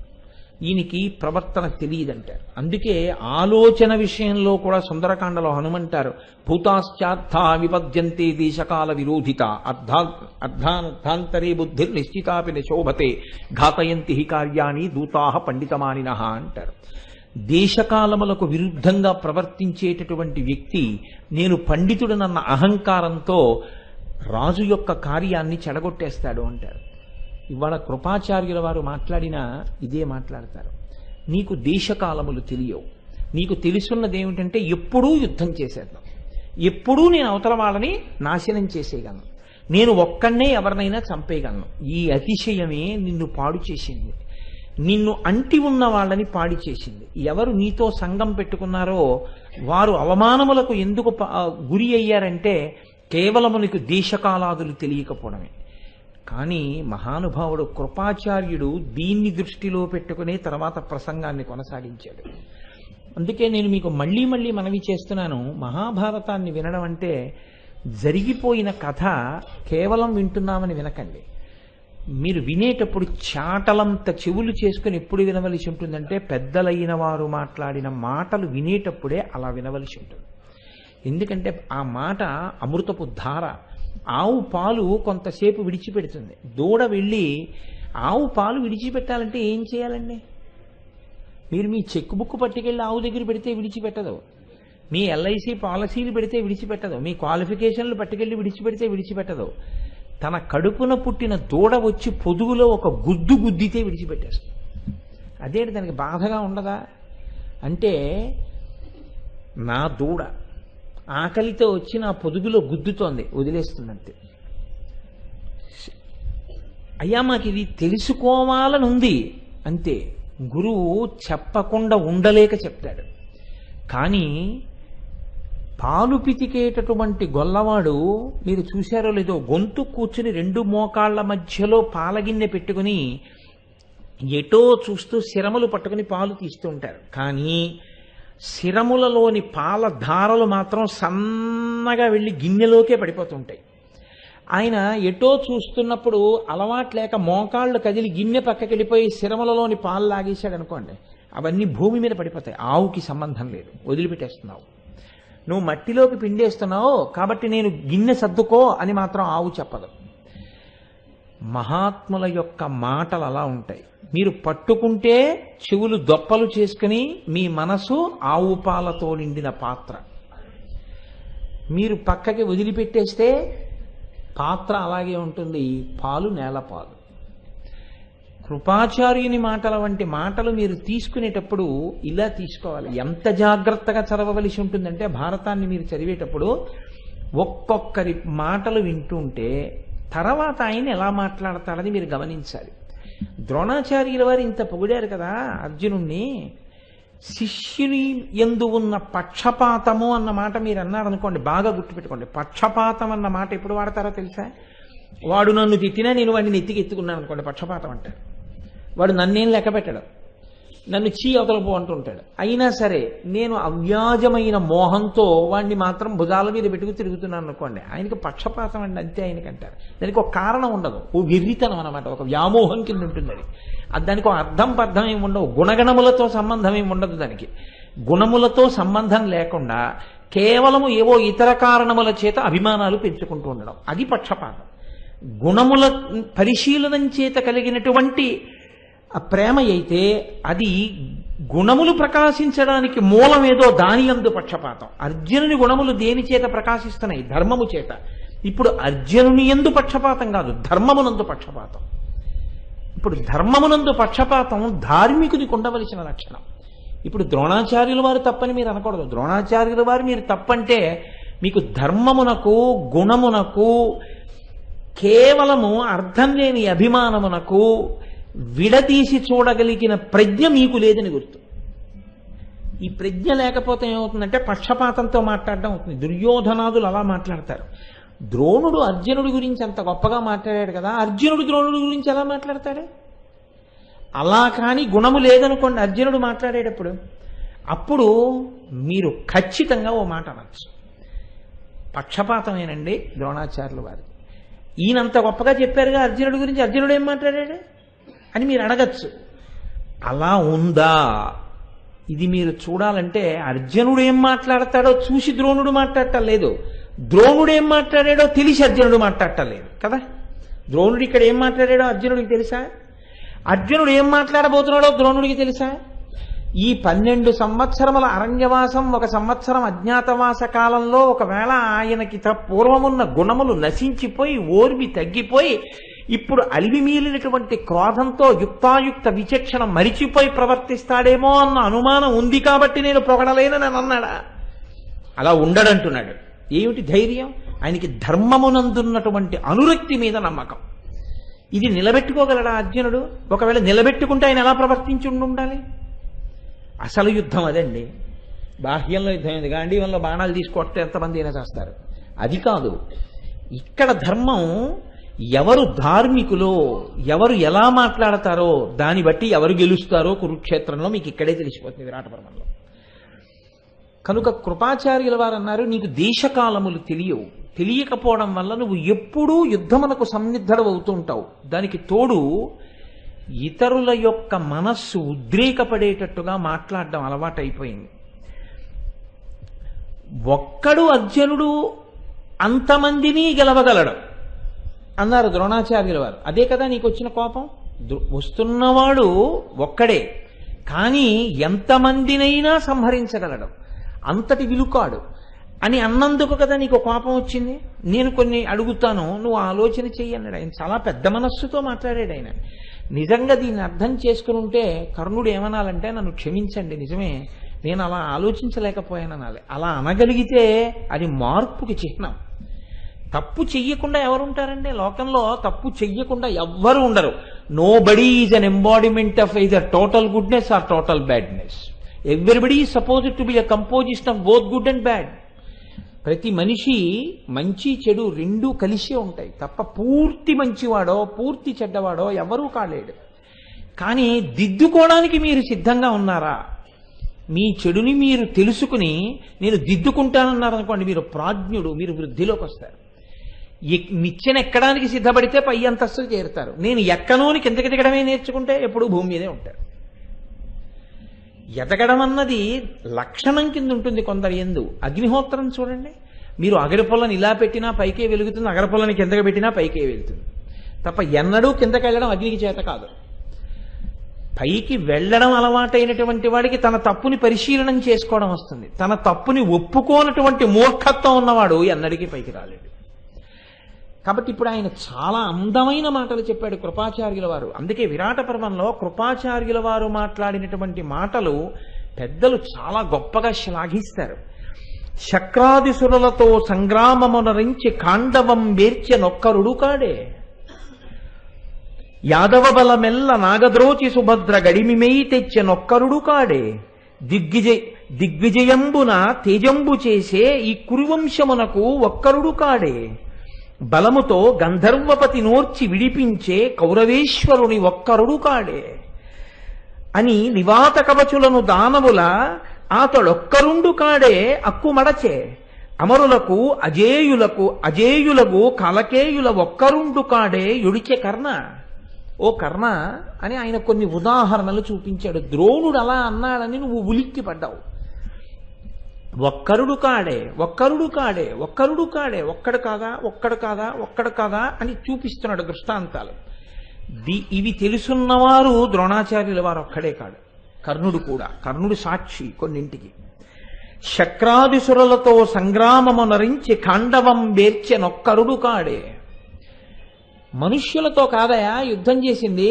అగ్నిహోత్రుడు వచ్చి ఖాండవనాన్ని దహించమని అడిగినప్పుడు, నేను మీకేదో ఒకరోజు ఉపన్యాసంలో చెప్పాను, ఖాండవన దహనం చెయ్యమని అడిగినప్పుడు ఆయనతో యుద్ధం చేయడానికి వచ్చినప్పుడు ఇంద్రుడి యొక్క పరివార దేవతలందరూ వచ్చారు. వాళ్లతో యుద్ధం చేసినవాడు అర్జునుడు ఒక్కడే, ఆయన పక్కన ఎవ్వరు లేరు. కానీ సమస్త దేవతలు అర్జునుడి చేతిలో ఓడిపోయారు. ఒక్కడు గెలవలేదా? ద్రోణుడు ఇవ్వాల ఒక్కడు గెలవగలడు అంటే నువ్వెందుకు లిక్కి పడుతున్నావు? యాదవ బలమెల్ల నాగద్రోచి సుభద్ర గడిమిమేయి తెచ్చెనొక్కరుడు కాడే. యాదవులందరూ అర్జునుడితో యుద్ధానికి వస్తే ఇంతమంది యాదవుల్ని నిగ్రహించి సుభద్రాపరిణయం చేసుకోలేదా అర్జునుడు? కాబట్టి అర్జునుడంతటి శక్తివంతుడే. దిగ్విజయంబున తేజంబు చేసే ఈ కురువంశమునకు ఒక్కరుడు కాడే. అందుకు కదా ధనంజయుడన్న బిరుదొచ్చింది. ఈ భూమండలంలో ఉన్నటువంటి ఒక దిక్కునంతటిని జయించి ఆ మాటకొస్తే భూమండలాన్ని జయించి ధనాన్నంతటినీ తీసుకొచ్చి ధర్మరాజు గారికి ఇచ్చినటువంటి మహాశూరుడు, అసహాయశూరుడు, ఇంతమందిని ఓడించినవాడు ఆయన ఒక్కడు కాడా? బలముతో గంధర్వపతి నోర్చి విడిపించ కౌరవేశ్వరుని ఒక్కరుడు కాడే. ఇది మరింత చురుక్కుమనే మాట. ఎందుకో తెలుసా అండి? ఇది రెచ్చగొట్టినవాడు కర్ణుడే. పాండవులు అరణ్యవాసానికి వెళ్ళిపోయారు, ద్వైతవనానికి వెళ్ళిపోయి ఏదో పాపం వాళ్ళక్కడ పరమ ధార్మికంగా ఉంటూ సమయం వృధా కాకూడదని తపస్సు చేసి దేవతల యొక్క అనుగ్రహాన్ని పొంది శస్త్రాస్త్రములను పొంది ఉన్నటువంటి సమయంలో దుర్యోధనుడికి తనంత తానుగా ఆలోచన రాలేదు. కూర్చున్న దుర్యోధనుడి దగ్గరికి కర్ణుడే వచ్చాడు ఓ రోజున. వచ్చి రెండు చాలా ఆశ్చర్యకరమైన మాటలు చెప్పాడు. నిన్న మీతో నేను మనవి చేసింది అందుకే. స్నేహితుడిని ఎంచుకునేటప్పుడు చాలా జాగ్రత్తగా ఎంచుకోండి అని చెప్పడానికి కారణం. రెండు మాటలు అన్నాడండి. దుర్యోధనుడు చావు వరకు వెళ్ళాడు. ఒకటి ఏమన్నాడంటే, నీవు పర్వతము మీద నిలబడిన వాడివి, పాండవులు పర్వతము కింద నిలబడినవారు. వాళ్ళు నిన్ను ఇలా చూడాలి, నువ్వు వాళ్ళని ఇలా చూస్తావు. ఇవాళ నువ్వు చక్రవర్తివి, వాళ్ళు కష్టాలు పడుతూ అరణ్యాల్లో తిరుగుతున్న వాళ్ళు. అటువంటి వాళ్ళు ఆ స్థితిలో ఉంటే నీవు సమస్త లోకుల చేత పొగడబడుతూ రాజ్యం చేస్తున్నావు. కానీ భోగం అనుభవించడం గొప్ప కాదు దుర్యోధన. నీవనుభవిస్తున్నటువంటి భోగం నీ శత్రువులు చూసేటట్టుగా చేసి వాళ్ళు ఏడిచేటట్టుగా చేస్తేనే ఆ భోగానికి సంపూర్ణత. ఇప్పుడు అతని బుర్రకి ఎలా ఎక్కిందో తెలుసా అండి? వాళ్ళు కష్టపడితే సరిపోదు పాండవులు, నేను అనుభవిస్తున్న భోగం వాళ్ళు చూడాలి. చూస్తే వాళ్ళు ఏడవాలి, ఏడిస్తే నేను సంతోషించాలి. అప్పుడు నా భోగానికి పూర్ణత్వం. లేకపోతే వాళ్ళు అక్కడ కష్టపడుతుంది, వాళ్ళకి ఎలా తెలుస్తుంది నేను ఇంత సుఖపడుతున్నానని? వాళ్ళు కష్టపడుతున్నారని నాకు తెలుసు, నేను సుఖపడుతున్నానని వాళ్ళకి తెలియదు. ఇది ఆయన బుర్రలోకి ఎలా ఎక్కించాడో చూడండి. అంటే దుర్యోధనుడు అన్నాడు, మరి ఎలా తెలుస్తుంది వాళ్ళకన్నాడు. ఎలా తెలుస్తుంది ఏమిటి?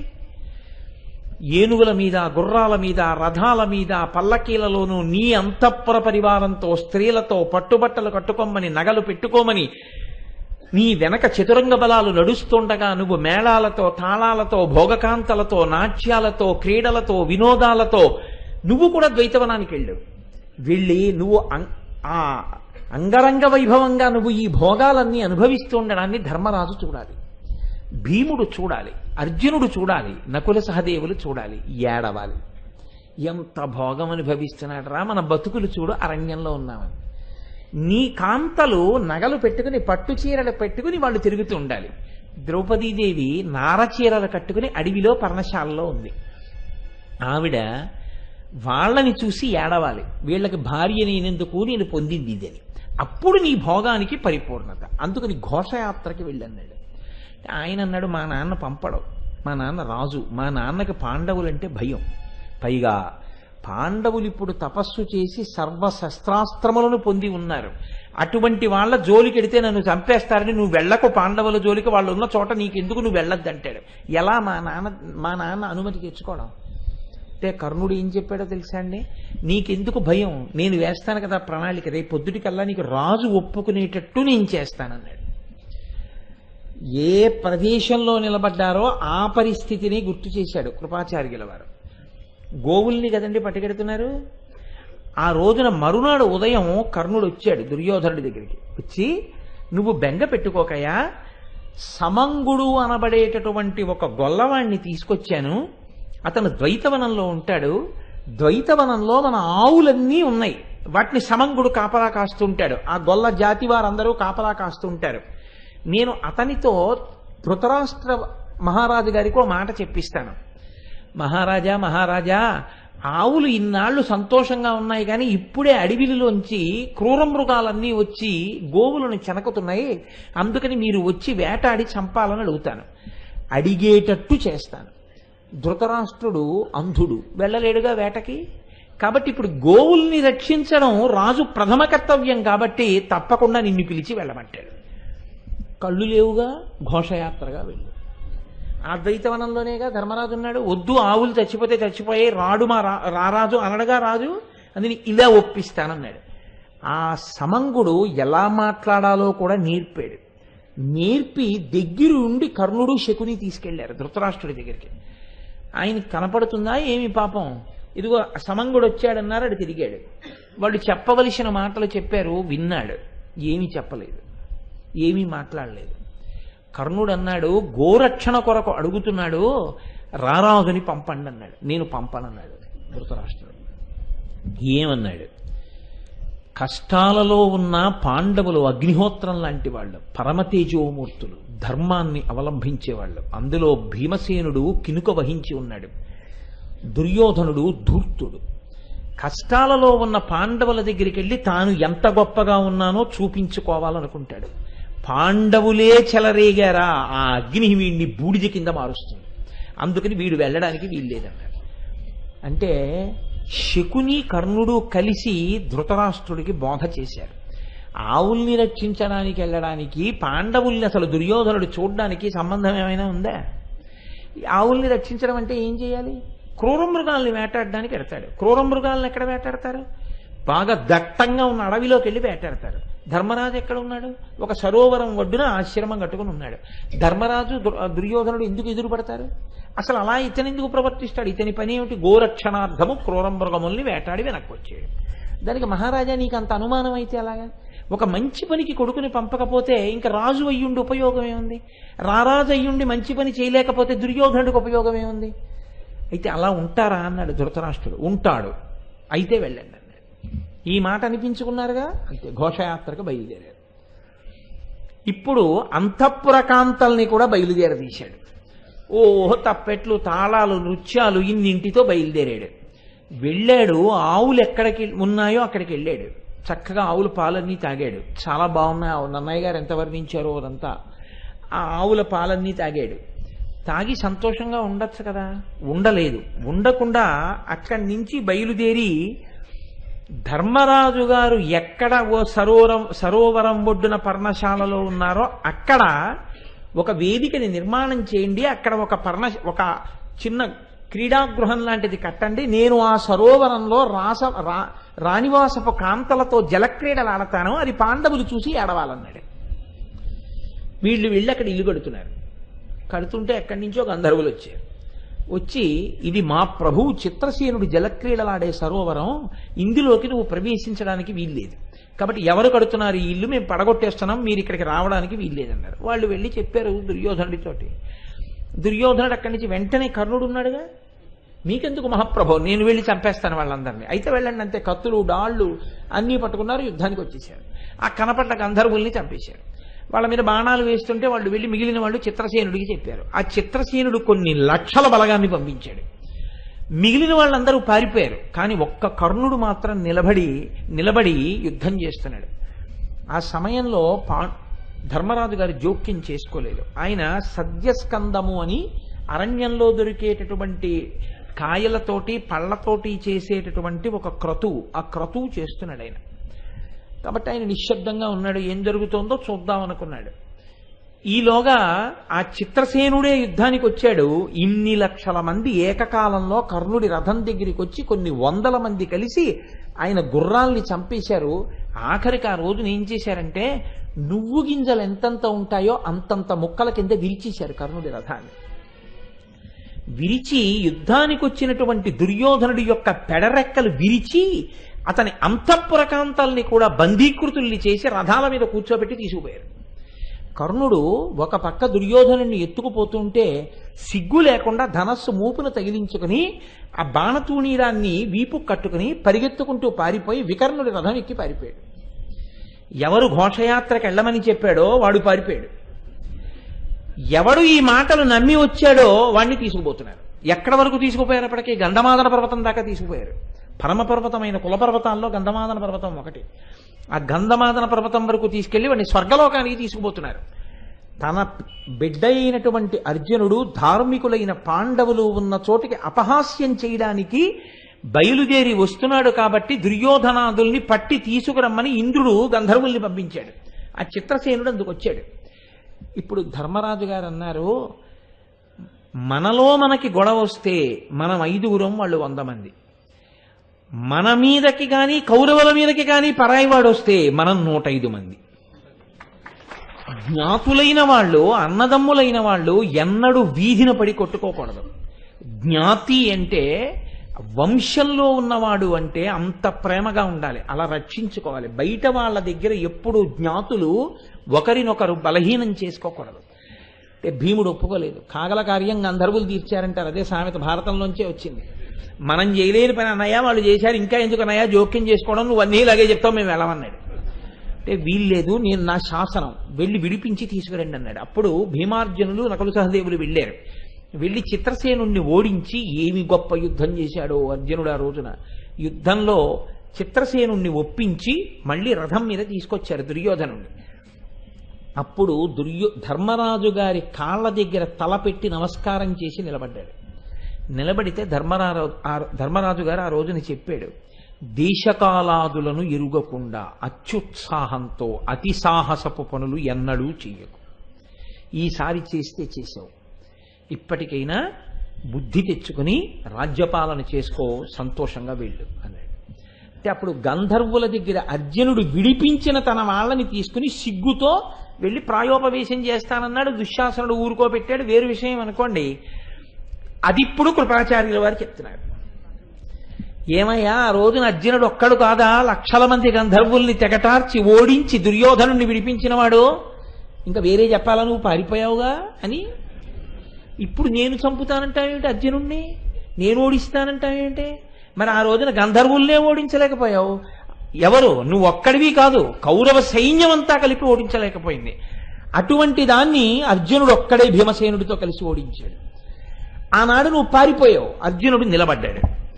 ఇప్పుడు అర్జునుడు వస్తుంటే నేను ఒక్కడనే చంపేస్తానంటే ఏంటి? అది తప్పని ద్రోణుడు అంటే నీకెందుకు అంత కష్టంగా అనిపించాలి? ఇది ఎంత మర్యాదతో, ఎంత సాత్వికంగా ఆవిష్కరించాడో చూడండి.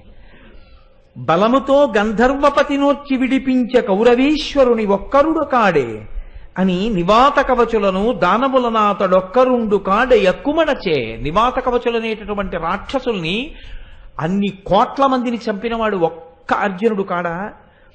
అమరులకు అజేయులకు కాలకేయులనొక్కరుండు కాడే యుడిచకర్ణ. కాలకేయాది రాక్షసుల్ని కొన్ని లక్షల మందిని అర్జునుడు ఒక్కడు కాదా చంపింది?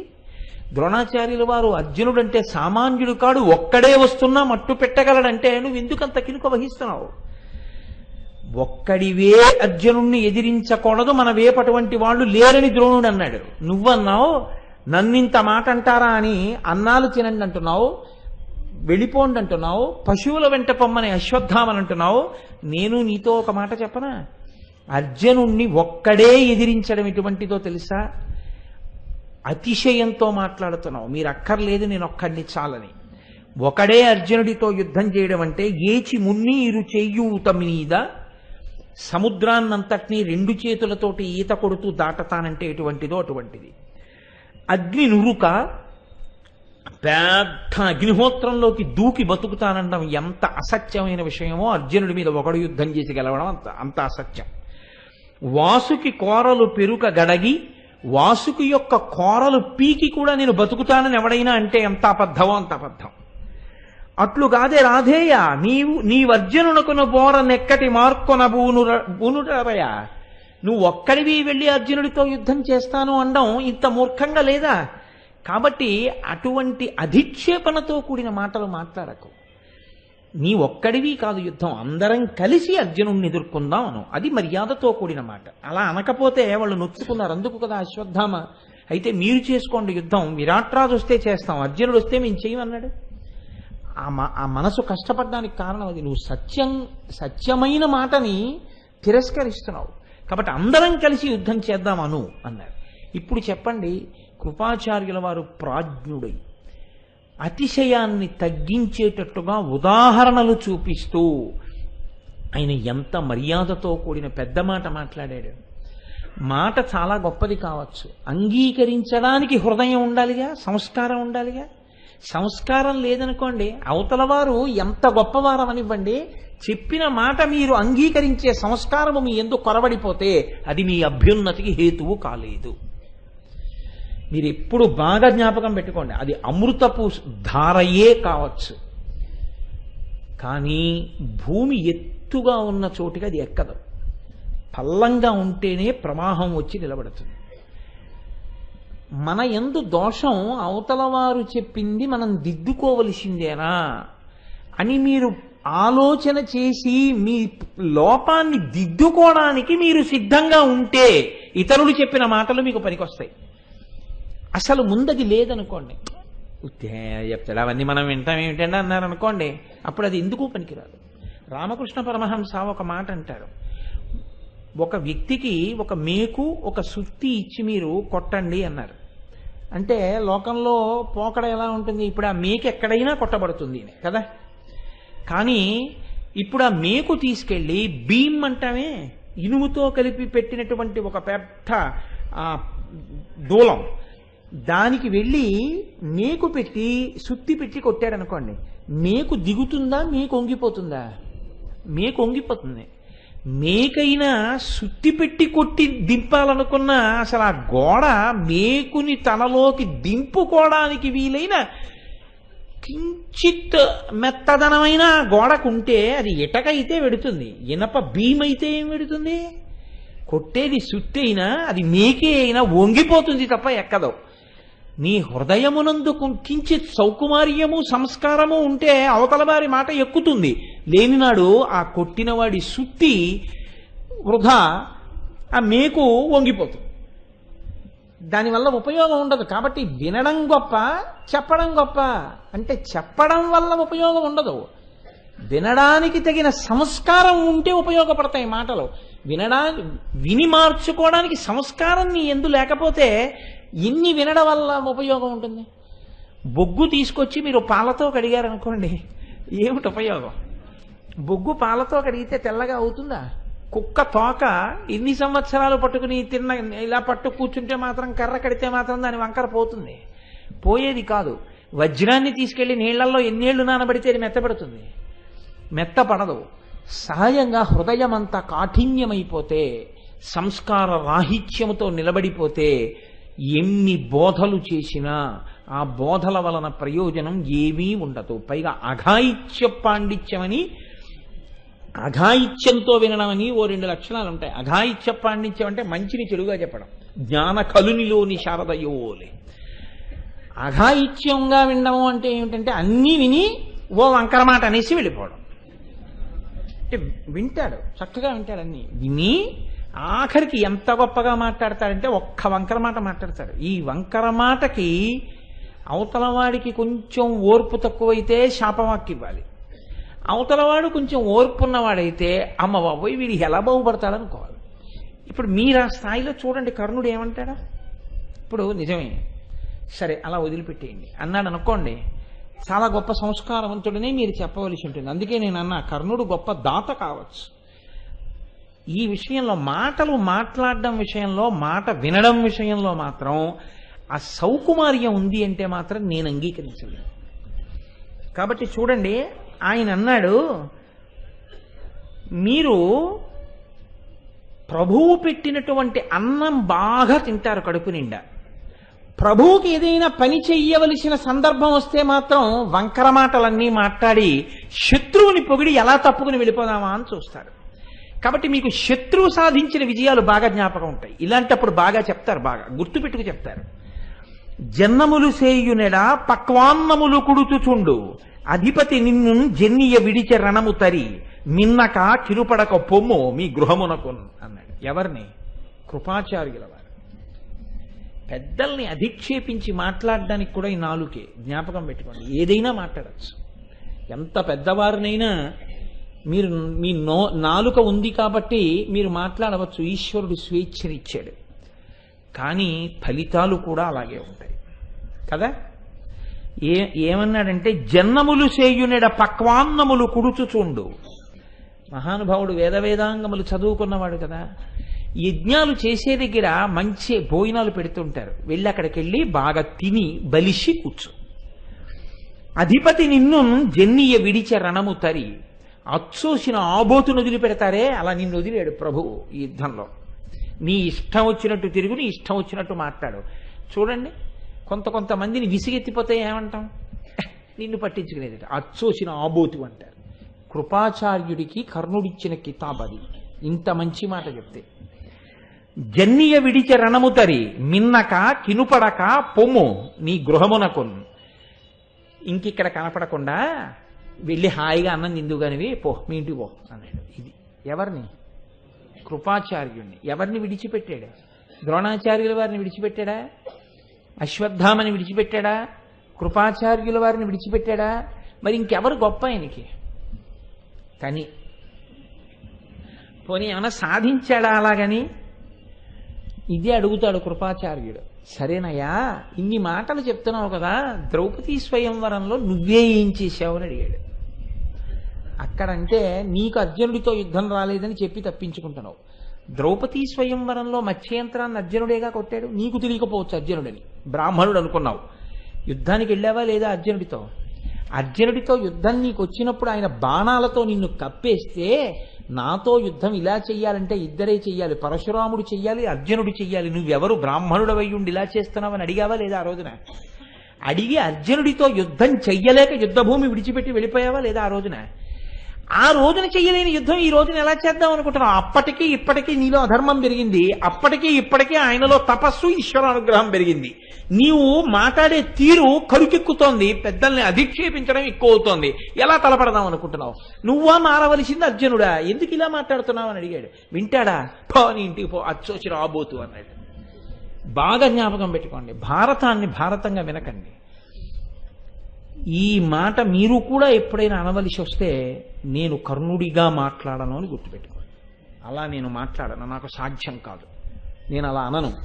క్యారెక్టర్ ఎసిసినేషన్ అంటారు ఇంగ్లీష్లో. నా శీలాన్ని నేను చంపుకోలేను. నా మాటకు ఒక గౌరవం ఉంది, నా మాటకు ఒక విలువ ఉంది. కాబట్టి నేను మాట్లాడితే అలాగే ఉంటుంది, అంతే. గౌరవంగా మాట్లాడతాను. నేను మాట్లాడితే ఆ గాంభీర్యంతో మాట్లాడతాను. లేకి మాటలు, అర్థం లేని మాటలు నేను మాట్లాడను అని మిమ్మల్ని మీరు దిద్దుకోవడానికి మహాభారతం ఉపయోగపడాలి. కర్ణుడి తప్పించడానికి మహాభారతం పనికొస్తే కర్ణుడి దానశీలత కూడా నేర్చుకుని విమర్శిస్తే బాగుంటుందేమో. అప్పుడు మనం సహజ కవచ కుండలాలు కోసి ఇవ్వలేక్కర్లేదు. మన పిఎఫ్ రాసి ఇచ్చేయమంటే రాసి ఇవ్వలేని వాళ్ళం కర్ణుడిని విమర్శించడానికి సరిపోం కదా. కాబట్టి కర్ణుడు చేసిన తప్పు మనం చెయ్యొద్దనుకుంటే ఆ మాట బాగుంటుందని నేను అనుకుంటున్నాను. కాబట్టి చూడండి, ఇది మహాభారతం మనకి నేర్పుతుంది. ఇంతకన్నా మనుష్య జన్మకి ఏ ప్రయోజనం కావాలండి భారతం వల్ల? ఈ దోషాన్ని తొలగించి మనిషి మనిషిగా బ్రతికి పెద్దలను గౌరవించి మాట్లాడడం నేర్చుకుంటే లోకమంతా ఎంత సంతోషంగా ఉంటుంది. మాటల వల్లనే కదండి ఎన్ని మాటలు, ఎన్ని అక్కర్లేని మాటలు మాట్లాడతారో, ఎంత అధిక్షేపించి మాట్లాడతారో. మీకు నేను ఇవాళ మీతో ఒక యథార్థం చెప్తున్నాను. ఇవాళ లోకంలో కొన్ని పడిగట్టు పదాలు ప్రచారంలో ఉన్నాయి. మీకు యువతరంలో బాగా కనపడతాయి. నాకేం భయం లేదు, నేను ఉన్నట్టు చెప్తాను. ఎవరు కనిపెట్టారో కానీ రాక్షసాంశతో ఆనాడు ఎవరెవరు ఏం మాట్లాడారో పద్యాల రూపంలో అవి చిన్న చిన్న మాటలై వచ్చాయి. ఇవాళ మీరు చూడండి, నా మాట నేనే విన్నాను, అదొకటి కొంతకాలం ప్రచారంలో ఉంది ఈ లోకంలో కదా. అలాగే అంత ఎక్కువ చేయకండి. పెద్దలు ఏదైనా మాట్లాడారనుకోండి, మీరు అంత ఎక్కువ చేయకండి. అంత ఎక్కువ చేయకండి అంటే నువ్వు అంతటి వాడివి కావు, అంత ఎక్కువగా భావించుకుని మాట్లాడకు. ఇవి కర్ణుడి మాటలు, ఇవి దుశ్శాసనుడి మాటలు, ఇవి దుర్యోధనుడి మాటలు కావా? ఇవి యువతరం యొక్క రక్తంలోకి ఎక్కించి మహాభారతానికి వారసులుగా బతకవలసిన జాతిని నాశనం చేయడం, సంస్కృతిని హత్య చేయడం కాదా? ఖచ్చితంగా నేరమే. మాట విలువ, మాట గౌరవం తెలుసుకుంటే ఒక పాత్రకి మాట రాసేటప్పుడు కూడా జాగ్రత్తగా ఉండాలి కదా. నేను అలాగే చెప్పగలను అంతే. కాబట్టి ఇప్పుడు భీష్ముడు జోక్యం చేసుకున్నాడు. భీష్ముడే. మనం అందరం ఏం ఊహిస్తాం? ఊహించడం ఏమిటంటే పరమసత్యం. యుగాలే మారిపోయినా ఆయనకి తర్పణ ఇస్తాం. అంతటి మహాపురుషుడు భీష్ముడు. అక్కడ యుద్ధభూమిలో కాదు, అర్జునుడు వచ్చినా నమస్కార బాణం వేయవలసిందే. అర్జునుడు ఏమిటి? కృష్ణ పరమాత్మ అంతటి వారు కూడా ఒక మాట అన్నారు, ఈయనే శరీరం విడిచిపెట్టేస్తే ఇక ఈయనలా లోకానికి చెప్పగలిగిన వాడు లేడు. ఆయన శరీరంతో పాటే చెప్పగలిగిన ఆ సమర్థత కూడా వెళ్ళిపోతుంది. ఒక్కసారి ఆచార్యుడైన వాడు, గురువు, ఆచార్యుడంటే నా ఉద్దేశం గురువు అని, ఆచరించి మాట్లాడేవాడు, మాట్లాడినది ఆచరించేవాడని. కాబట్టి గురువు శరీరాన్ని వదిలేశాడు అనుకోండి, గురువుకి ఏమైనా లోట లేదు. ఎందుకనంటే భీష్ముడు అంపశయ్య మీద పడుకుంటే అర్జునుడు వచ్చి తాత గంధపు చెక్కలు నీతికొండలు బ్రాహ్మలు వచ్చేశారన్నాడు. దేనికి? అది ఏమైనా అన్నమా వడ్డించడానికి? నీ దేహాన్ని కాల్చడానికి తీసుకొచ్చేసామన్నాడు. ఎప్పుడు? శరీరంలో ప్రాణం ఉండగా. చాలా సంతోషం రా నాయన, మాఘమాసం శుక్లపక్షం వచ్చింది, ఉత్తరాయణం, వదిలిపెడతానన్నాను కదా, ఈ శరీరాన్ని వదిలిపెట్టేస్తాను. ఎంత మంచి మనవడివిరా, ఈ శరీరానికి అంత్యేష్టి చెయ్యాలని